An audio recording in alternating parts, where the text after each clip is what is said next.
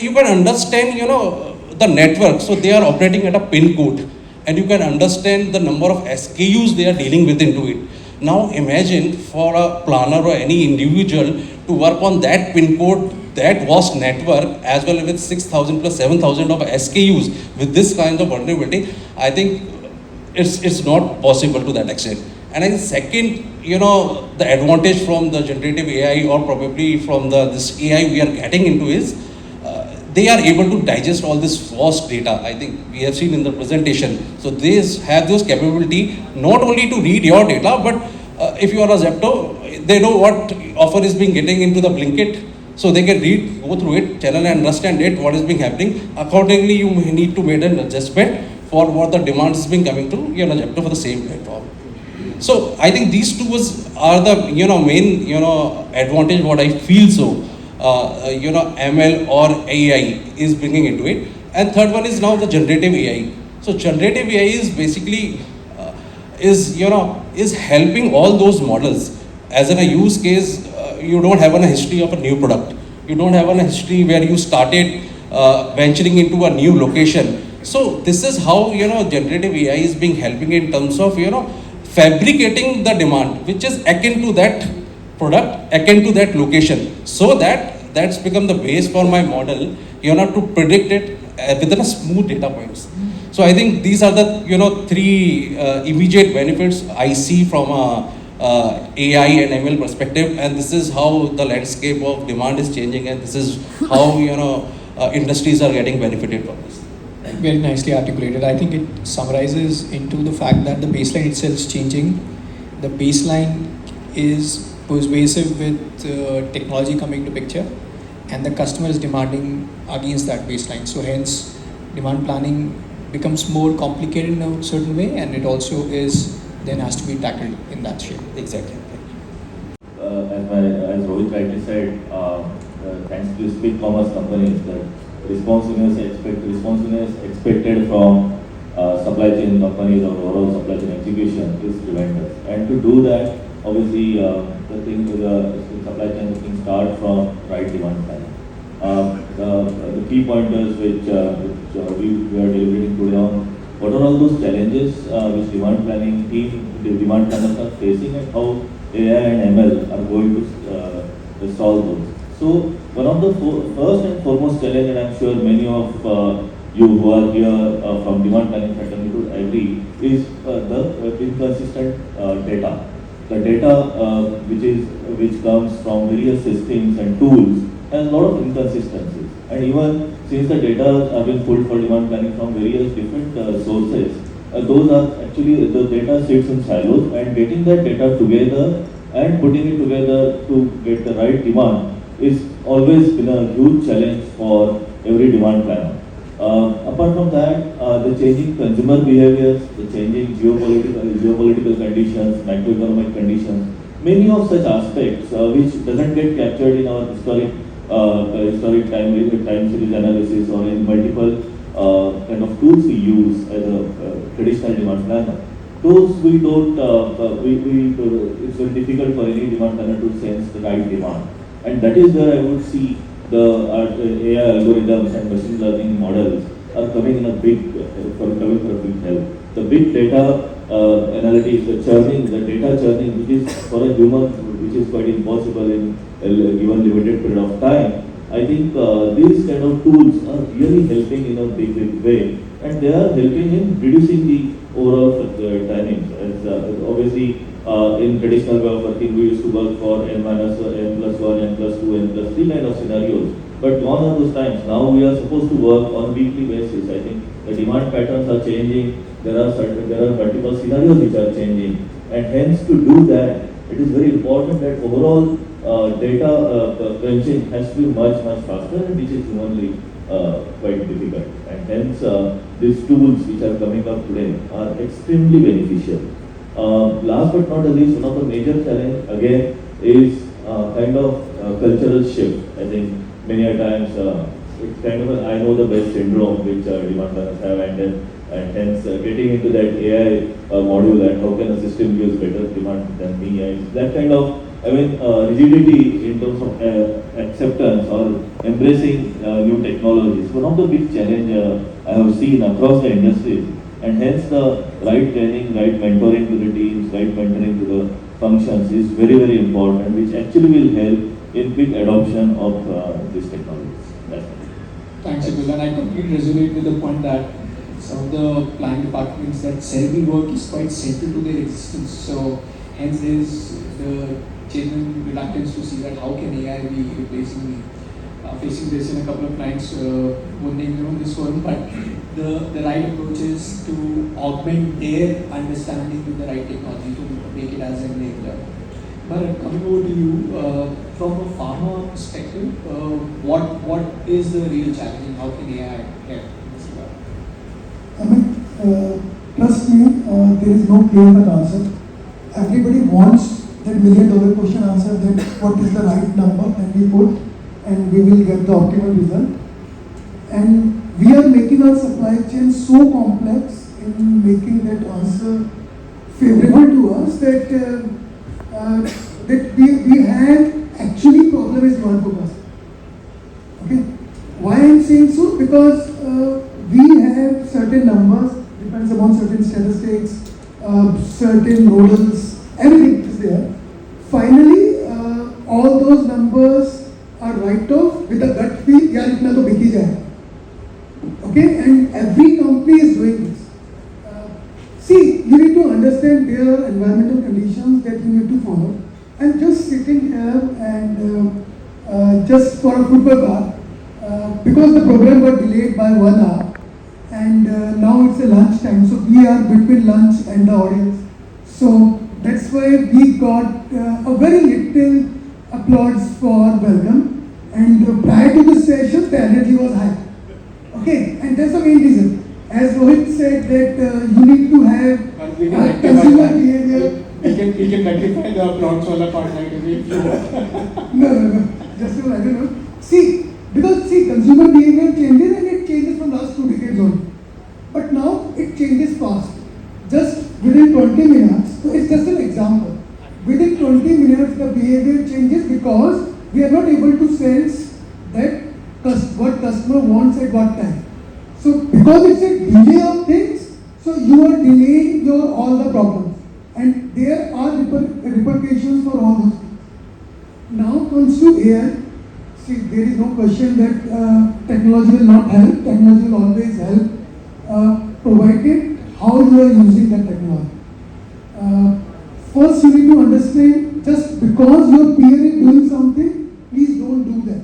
Because किसी ने कुछ तो एक S2B platform लगाया, anybody is using something, planning to, now my company or my promoter wants, so I need to do that. Second and most important thing that companies fail to do, engagement of the users at the design model itself. If you can have a 60% of the time that you are engaging your right people or right users who are using those tools, I think the results will be amazing. Personally, I believe on theory of constraint only. So I believe that replenishment model is the one way where you can have the answers of your problems. For that, you need to have agility in your operations. When I'm saying agility, probably 1 year back, you are doing certain things in 10 days. After 1 year, you need to do those things in 8 days, 7 days. So the more and more you are closer to the customer need, the lesser are the chances that you reduce your errors. And importantly, you need to nudge that what is the deriving factor for demand generation. If you can have that question answer and you can have those API integrated with those things, just like in pharma. So in pharma, now it's the season time. Why I'm saying so? Because all comes with monsoon. So we have good farming if it's a good monsoon, and we have, because after rainy season only all the disease hits. So if we can, and India is not a market, especially in downstream market, it's not a market of a single season. So probably we have a huge rain right now in lower side of the country. In upper side where we are in, still we are struggling for rain. And after rain goes over, then all comes out. So then it's the season of dengue, malaria, and so on and so forth. So you can have the prediction of whatever temperatures you are. If you can have the data visibility of the diagnostic centers, you can place those things better. So in short, you need to promote whatever the inflection points that you are into your value chain so that those can be covered and you can predict better. That's it. Thanks. I'm assuming throws a different kind of challenge to demand planning. So, your thoughts on this process and how AI can be applied for this? So I think, as everybody mentioned, we are living in a VUCA world. So nothing is certain. It's the uncertainty in this environment right now. And for us, because we have just got into the paint business last year, it has been also a very different sort of journey for us, because from say 40-50 SKUs which we had in our kitty, we just transformed from say 1,000 plus SKUs in say span of 3.5 months time. So let me tell you, in the month of this, on 15 December 2022, my CEO and MD called me up and they said that we are planning to launch paints and we are launching this in the month of April 2023. So this is something which is a task that we have to prepare a paint ready supply chain in 3.5 months of time, and transitioning from warehouses, transitioning from getting the licenses, the fire licenses, the fire NOCs. So this is something which came to us as a out of state solution. But yes, the team gathered up, ready upon, and we prepared that. The most important thing was that how do you predict your demand? Because you are a newcomer in the market, you don't know what is going to sell, which shade will sell, which SKU will sell, and you have to, you can say, compete with the Asian Paints and other players of the world who has been in this market from 100 odd years. The only benefit which we had with us that we had a huge support from our distributor channel, because our distributor channel was already the channel who was in the paint business, because we were selling a putty and the seal there. And we have got a large database of the painters also associated with us. But then again, the question remains that how do you predict your demand? So we started with say hub and spoke model for that, because you can say sending inventory to a warehouse and then getting into reverse logistics, aging, everything would have been a nightmare for us. And we wanted to do everything spick and span from day one. So we rather shifted to hub and spoke model, while our consultant was against this model. They wanted to have a model where you have 30-40 days of inventory at all the warehouses. But then again, I strongly said I don't want to go ahead with that model. We initiated hub and spoke model. And this is that we sort of applied, as my fellow colleague also mentioned, we applied a DD MRP model, okay, rather than going into something, because how do you sense demand? So we started taking the order book, that what's the order book which is there. And this is that order book, we started replenishing the material from the hub which we have created. So in that sense, we started creating sort of, we started fulfilling the demand which was coming from the market. But now, as we have gradually moved, now we work on a 40,000 DCSC combination as well, because we've got 40 warehouses and we are expanding, we are just coming up with the new warehouses. Now it's time we feel that we need to have some sort of a artificial intelligence or machine learning algorithm with us who can help us to crunch those numbers, because it is becoming hell of a activity for my SNOP team also to do that. Because we started SNOP process, but the change management was also a, you can say, a bottleneck, because sales team was not ready to adopt to this new ways of working, that how the SNOP will work, why do you want to have the demand coming in. Some people were from the paint background, they said in the previous organization it was so seamless because everything was being generated by the engine which was there, but we didn't have that. So we started working on that, SNOPs, SNOEs. Now from SNOP, SNOEs we are moving to IB. Because we realize that SNOP is just one side of the story, but if you have to integrate your background, if you have to integrate your backend, you have to do a material resource planning, you need to know how much material, how much RMPM is required. So from SNOP, SNOE we are now moving to IBP. And we have also initiated a platform called SCAI, which is Supply Chain Artificial Intelligence. This covers 5 verticals of supply chain. They're in demand planning, the bottoms of planning from the sales team is being done on this platform. We're also doing RMPM planning on this platform. And on the other side, this platform is also giving me some sort of an intelligence input. Yeah, this last year during this time, this shade, this base was working well. So you need to pick up some inventory for this, which is to stock it up, and you need to say that how do you demand, how do you, you can say meet the demand. And In the initial time, as I said, we also worked on the ABC classification. As my fellow colleague was saying that Zepto has been doing it 21 days. We also in the initial, because it was a new startup for us, we did it for 30, every 30 days we used to do ABC classification, that which is my A class SQ, B class SQ, C class SQ. But all that things which we have done, I'm happy to share that many paint companies like us companies, the JSWs and the world, I've seen, spoken to many of them, they are struggling with freshness of the products and all. That's what, after 1 year also, we don't have such issues. So we have been moving inventory where required, this is the demand, this is the SNOE. So on the freshness part, on the slog, I think we have done a good job in terms of our supply chain readiness. And as I said that we are moving to SCI now. And I think going forward, we will use this supply chain artificial intelligence platform to demand generation and demand prediction for us. But as it is said, that human brain is always considered to be the top, at the top. So it will be a maker-checker concept. We will not completely succumb to this AI or anything. That's what the way forward we have decided for us. Okay, that's very insightful. I think yours is scalable mode, but given the trajectory India is taking, a lot of our businesses which are also stable will be in a scale-up mode. They will tremendously do multiples of business that they're doing. So some of your insights in terms of getting AI right first, doing that maker-checker thing that you talked about, sticking to some principles, maybe the hub and spoke model actually help you out in not getting the inventory piled up the way you say. Some of those have to work in tandem is what I take out from the discussion. That's it. Nikhil, over to you. From your industry perspective, thoughts on this topic, please? Yeah, so I think my fellow colleagues have already mentioned about the advent of AI and how we can use it. But let's take a step back and talk about the challenges that we actually emphasize.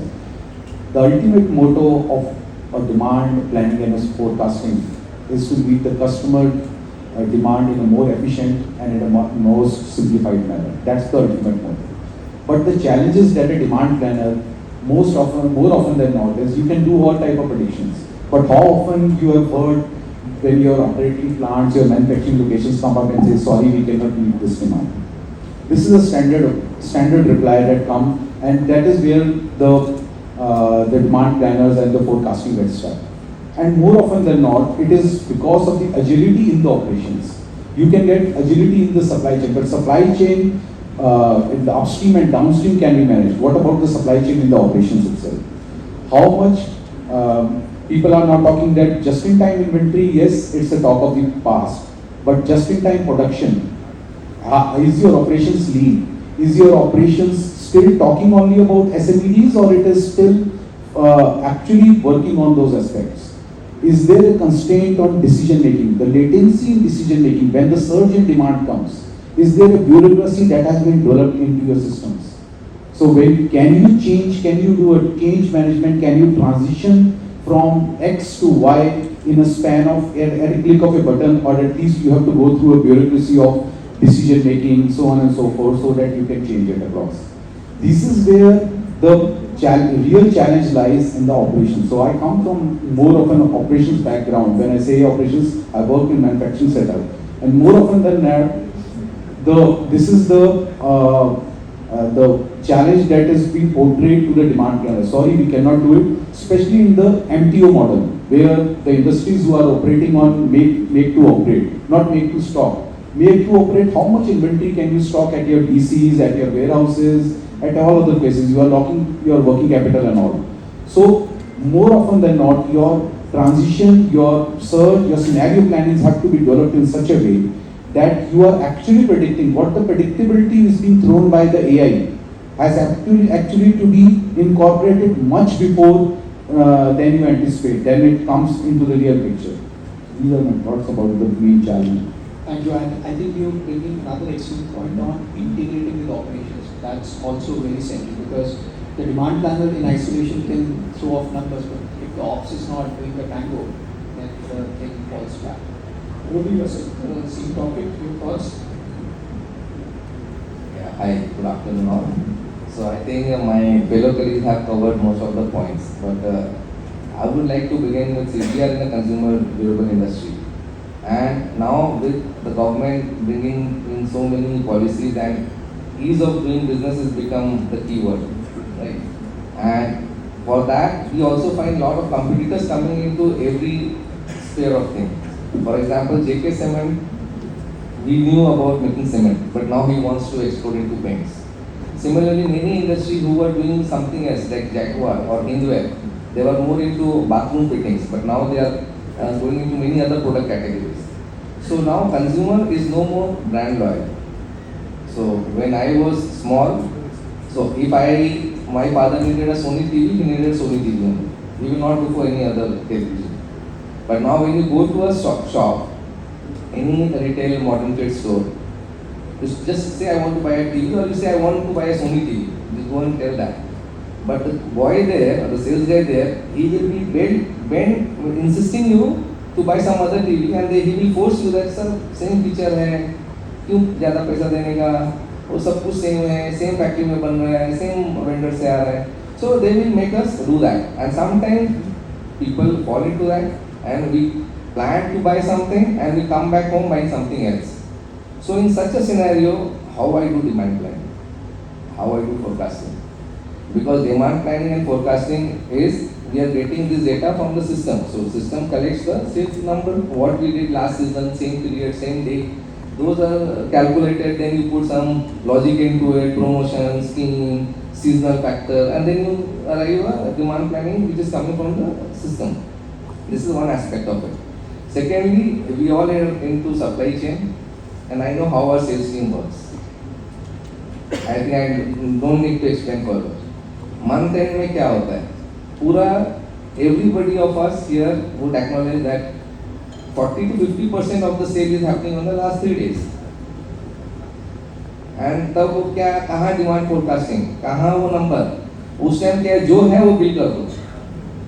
So these are the nuances that we are playing with, and then we want system to solve that problem. And that is another challenge, because system will only read whatever you did last year, same period, same month, what you did, it is going to accumulate that and throw you a number.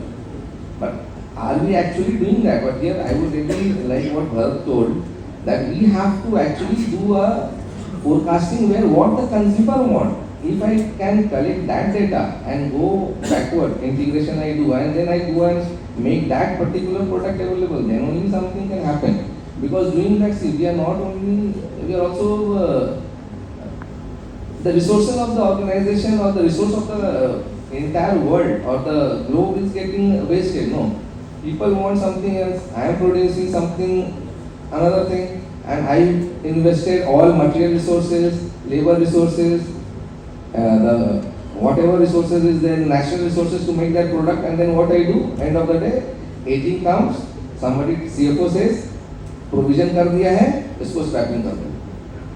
So that entire resource that I invested in making that, I have actually made it gone down the drain. And then we are talking about sustainability, what to do for the earth, we have to do something better. So all those things we are talking, but on our actions are not showing that way. So it's a very hard-hitting fact that we all have to realize that, and we have to really do the way things should be done. So adding to that, I will like to add another aspect, because as I had warehouse and logistics also. So poor forecasting, what is happening? So my warehouses, I am having the AOP number. Basis that I am making the calculation. Okay, this year I will require say 20 lakh square feet. This area, this much square feet. This is my calculation. At present, I have 15 lakh square feet or 18 lakh square feet. I go ahead and take that those 22 lakh square feet to ensure that end of the day my area sufficient, because most of the time you will see month end comes, 5 or 6 trucks are standing outside, there's no space in the warehouse because of the skewness, many other factors. So we have to do that, and we do that. But with poor forecasting, what is happening? So typically in electronic industry, the forecasting hovers around 40 to 60%. So with so poor forecast, what I am doing, I am carrying those dead inventories with me along, and what is happening in that, the warehouse space I am not able to manage. So all those things are end of the day adding to the cost, and it's eating the bottom line of the organization. So it is all related. So we have to start thinking, or I think many IT experts are here, or many people are here from the software industry, so they should look into it. how I can integrate everything, because it is not just about only forecasting alone or so managing the RM, because IBP when we are is talking about like Mayur taught about IBP and all that which they are trying to implement. So there I think you are integrating one part of it, but other parts also which are totally operational, those also have to be added. And like another which so what I want to end with is front end of the supply chain is what we are in touch with the customers and every other thing. But the back end of our supply chain also have to be equally equipped and agile, so that we can, because if you ask any factory guys, he will have his own lead time. So he will have 15 days of no freezing plan and all those things. So if they are not agile, so we cannot respond to the market demand very in a fast manner. Thanks, Sujit. See, scenario planning can only be done by a user for all the past related issues that he foresee, and then he will need to plan those things. But for any future unforeseen, you need to have certain common sense. The supply chain is not a rocket science, it's just a common sense that we need to apply. There will be Kavod Yatras, there will be Kumbh Mela, everything is there. You just need to find certain innovative ways for that situation so that you can come out with that. For example, if you have 10 scenarios where you are building everything, there will always be that 11th one that you might not be prepared of. So the only reason is that the only way out is you need to have the flexibility in your things. But if it's A is not there, B is there, and then you need to meet that B to the A to the next step. So it's a permutation combinations game. Technology is fulfilling those. But yes, at the end, who is curating that artificial intelligence that plays an important role, because ultimately mind is, and human is the only one who is controlling those things. And please use your common sense, as sir already told that sales team is working like 40% sale in last day. मुझे नहीं पता वो demand कहाँ से आती है last दिन में 40%। कौन कंज्यूमर जाके नॉक कर रहा है रात को 2 बजे कि मुझे अभी वो फैन चाहिए, but the reality is that. Alright, thank you. I'll do the same question to you very quickly. In a digital first company, how do you do scenario planning? So scenario planning is extremely important, and what is, because we already when we are in the market, we have our commitments to the stakeholders, we have the medical stakeholders we have committed to, and hence it is very important from leaders' perspective that we will not fall around on any of the aspects. So what if analysis or many other analysis which we do in scenario planning. Today in the, I think in traditional world we are doing it mostly in Excel or Python of the world, but with artificial intelligence and some machine learning models which we are using currently, we have seen that we are being able to do it in a much better way, wherein we are being, because scenario planning needs time, it needs a lot of data crunching, and data crunching, humanly you can't put people on the job for doing that only. So you need to have those tools available which will definitely help you, and that is where I could see that these newer technologies and embracing these newer technologies are going to help in a very big way. Thank you so much. Thank you all the panelists. This was a very insightful discussion for me at least, and I'm sure for the rest of the audience as well. Thank you so much. That's in order, Mr.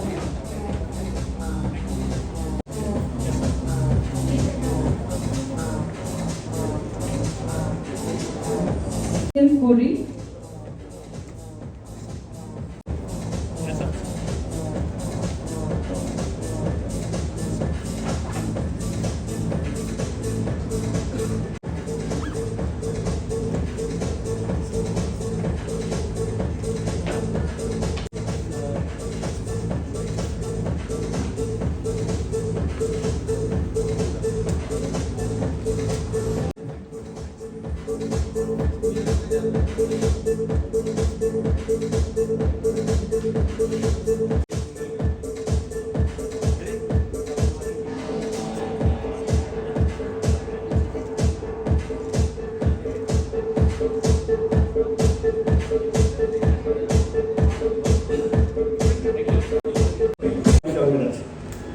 Yes, this kind of topic can take a whole day, but to see how I cover in 5 minutes, let me probably scroll through. Now, I'm sure each one of you, in your respective area, when you work in, there are some tools which are easy. There are some ways where we work in the communication happens in Excel sheets, and again there are times when we feel okay, we should have done something better in terms of optimization. Because if you ask me, I have a dream that I would like to take all my holidays, which are due to me, go out with my son, sit on a beach, and then use my iPad to see how my demand forecast is going, to see what all suppliers which can have a risk because there's a flood going to come in, there's a volcano eruption happening in the area, there's some other disruptions going to happen, and I can see what all optimization which can happen, and I can see which of my customers are going to get out of stock, and I can see what is actually not going out on the shelf, and we need to do some action around it. Now just imagine if that can happen, the job of supply chain pressure can be very, very easy. The reality is that like the country is moving very fast, and we should be privileged and proud and honored that we are sitting in a country where the things are really, really shaping up very fast, and the digitalization is in name of everything, and you heard in the morning as well. So we Nestle also are adapting digitalization, because one of the things we realized that if you want to manage the triangle of profitability, cash flow and service, the only way you can do is to have a connected supply chain. Because end of the day, we are trying to manage 3 flows in supply chain. One is the information flow. So the fellow colleagues spoke about the demand forecasting, which is for me one part of the information flow. And that information flow goes to the point when the supplier produces. So the game is about from the time a consumer picks up a product on the shelf, how long does it take for us to adapt the production of the supplier side. And again, it's a journey because we had a history where we actually created functions and sub-functions. We also had tools where somewhere some tool is working, somewhere some other tool is working. But game is about how can we have this connected information flow. And the second thing is about the execution, which is the physical flow. Now, physical flow in a country like India, where I would say India is a country of many Indias. So if you travel around 250 kilometers around, you have the change in the language, your change in the food habits, there are different festivals, there are different challenges or different opportunities. So how do you optimize looking at the pragmatic reality on the ground? And so what we've done is simply as we go on the journey, we have tried to look at how do we create the connected information visibility, and on the other side we have created tools and mechanisms where we have constant dynamic optimization happening on the physical flow. So that's very simply what we have done. Now probably I can share few snippets. Again, our game is about how do we anticipate better, how do we design agility, and we talk about anti-fragility in supply chain, which is primarily about resilience, and we have spoken enough. Now, we're trying to look at the entire forecast to order to execution, which is in a digitalized way. I'll probably show in a video which can help you to understand. We talked about the demand forecasting, and I think it's a real challenge, and some of my friends were talking about it today. Yes, when you want to forecast at a SKU, week, customer level, in a dynamic way, you require different set of algorithms. But again, that's something which we have worked on. In terms of forecast to execution, so connected information to connected delivery is the thing which we have done. Now, I'll show you a video for the... To our consumers across the country, our brand promises to deliver consumer delight with every single product that we produce. Transportation Hub is standardizing logistics processes with its next-gen tools and technologies managed by a specialist team to ensure timely deliveries to our customers. Let's take a look how we make it happen. The process begins with the receipt of orders from the customers, which need to be delivered as per the agreed delivery date. These orders are now processed by an advanced payload optimizer engine, ensuring load and route optimization for timely delivery of orders to delight our customers. Transport demand of the above orders automatically flows to contracted carriers basis their allocated business. then carrier books a loading appointment as per the slots available in warehouse. On day of execution, the stock is picked from the warehouse and then sequentially loaded in the best fit vehicles, enabling maximized vehicle capacity utilization. Once the vehicle leaves our warehouse, we use GPS to track and trace consignments, giving us better control on delivery. While delivery vehicle is in transit, automated notifications are sent to customer 2 hours in advance of the vehicle reaching their warehouse, giving them ample time to arrange for manpower for unloading. On arrival at destination, vehicle is unloaded and stock delivery is completed. About every single shipment and stages of the logistics events at warehouse, giving them full control over the process from order to delivery. At Nestle, we strive to improve ourselves and our services every day. Transportation hubs, innovations and digitization process helps save time and effort while ensuring maximum productivity and profitability for the organization. It's true for everyone. After spending 25 years, I have seen it. This has never changed in my whole career. And this is what we're doing in Nestle. I'm sorry, I don't have much time to share, but we had other videos about sharing how we do machine learning for supply chain. And that's where we have to connect and create those interfaces and apply our algorithms as well. So that's from our side. Thank you very much. And